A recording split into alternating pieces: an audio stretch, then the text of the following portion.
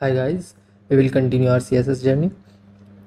अभी तक हमने मार्जिन, पैडिंग और बॉर्डर देखा है, लेकिन हमने क्या किया है, इन सब के लिए अलग अलग सेलेक्ट किया था। ठीक है ना, ये जो हमारे टैग्स हैं इनको अलग अलग सेलेक्ट किया है सबके लिए। ठीक है ना, तो हम अलग अलग ना सेलेक्ट करके इसको मैं एक ही सेलेक्टर में रख सकता हूँ यहाँ पर। ठीक है ना, मार्जिन के अंदर ही पैडिंग आ गया और ये बॉर्डर भी एक ही सेलेक्टर में रख सकता हूँ, एक ही सेलेक्टर यहाँ पर। और सेमी कोलन के बाद हम नेक्स्ट स्टाइल डिफाइन कर सकते हैं। अब अलग अलग सेलेक्ट करने की इनको ज़रूरत नहीं है। ठीक है ना, मैं कोड को रन करता हूँ तो ये भी सेम स्टाइल अप्लाई रहेगी। ठीक है ना, अब हमारा मार्जिन, पैडिंग और बॉर्डर हुआ है। इसी के साथ हम क्या कर सकते हैं, अपना जो एलिमेंट है उसको बॉर्डर रेडियस भी दे सकते हैं। ठीक है ना, बॉर्डर तो हमने अप्लाई किया है, यहाँ पर बॉर्डर रेडियस भी दे सकते हैं। अगर बॉर्डर रेडियस में अप्लाई करता हूँ यहाँ पर बॉर्डर, ठीक है ना, बॉर्डर रेडियस, ठीक है ना, और बॉर्डर रेडियस की वैल्यू हम पिक्सल में दे सकते हैं 40 पिक्सल।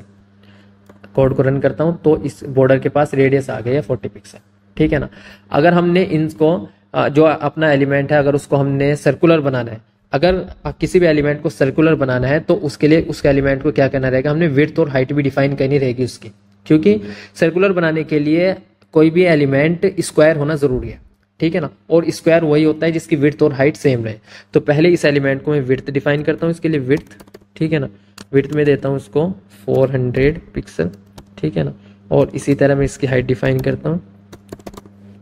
ठीक है ना, हाइट रहेगी 400 पिक्सल। ठीक है ना, हाइट और विड्थ सेम रहेंगे तभी तो कोई भी एलिमेंट हमारा स्क्वायर बन पाएगा। ठीक है ना, अब कोड को रन करता हूं तो ये हमारे पास 400 विड्थ और 400 हाइट इन एलिमेंट्स की आ गई है। ठीक है ना, मैं इसको 400 ना करके बल्कि 300 करता हूं क्योंकि वो ओवरफ्लो हो रहा है। ठीक है ना, रन कोड। तो अब हमारे पास पूरा एलिमेंट दिख रहा है।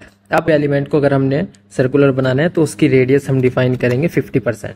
ठीक है ना, 50% हम बॉर्डर रेडियस डिफाइन करेंगे तो एलिमेंट हमारा सर्कुलर बन जाएगा। ठीक है ना, ये सर्कुलर एग्जैक्ट सर्कुलर हमें इसलिए नहीं दिख रहा है क्योंकि इसके अंदर हमारा कंटेंट है। अगर हम किसी भी एलिमेंट को अगर हमने सर्कुलर बनाना है तो उसके लिए क्या करेंगे, एक तो उसकी विड्थ और हाइट सेम होनी चाहिए, विड्थ और हाइट सेम होनी चाहिए और बॉर्डर रेडियस हमारी 50% होनी चाहिए किसी भी एलिमेंट को सर्कुलर बनाने के लिए। ठीक है ना, अभी के लिए मैं जो बॉर्डर रेडियस है उसको कमेंट कर रहा हूँ, लेकिन एक चीज हमने देखी है, यहाँ पर हमारी है मार्जिन 30 पिक्सल और 40 पिक्सल। ठीक है ना, मार्जिन ये तो टॉप बॉटम से है हमारी 30 पिक्सल और यह है 40 पिक्सल। ठीक है ना, लेफ्ट और राइट से, लेकिन टॉप से हमें 30 पिक्सल दिख रही है।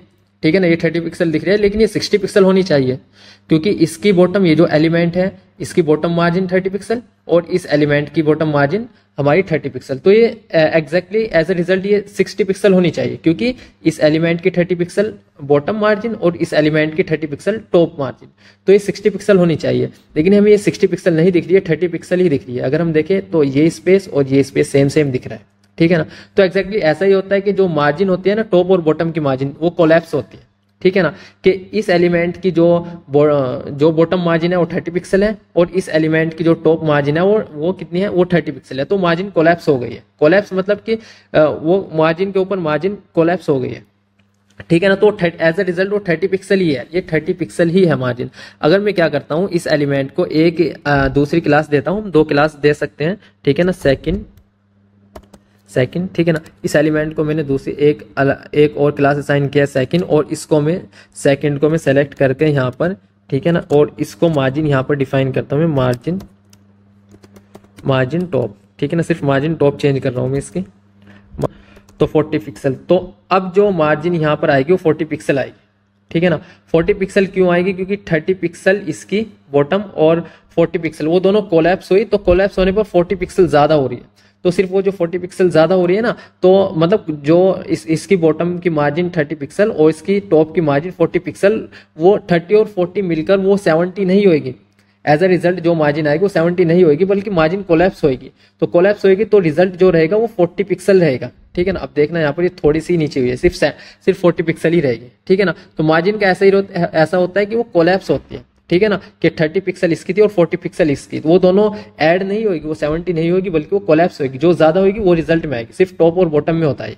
ठीक है ना, तो उसको बोलते हैं मार्जिन कोलैप्स। ठीक है ना, और इसी तरह हम यहाँ पर जो हमने HTML था हमारा, उसमें डबल क्लास भी असाइन कर सकते हैं हम, कि इस एलिमेंट को हमने एलिमेंट क्लास भी असाइन की हुई है और सेकंड भी असाइन की हुई है। तो इस अगर किसी एलिमेंट को हमने 2 क्लास असाइन करनी है तो उसके लिए हम स्पेस यूज करते हैं। ठीक है ना।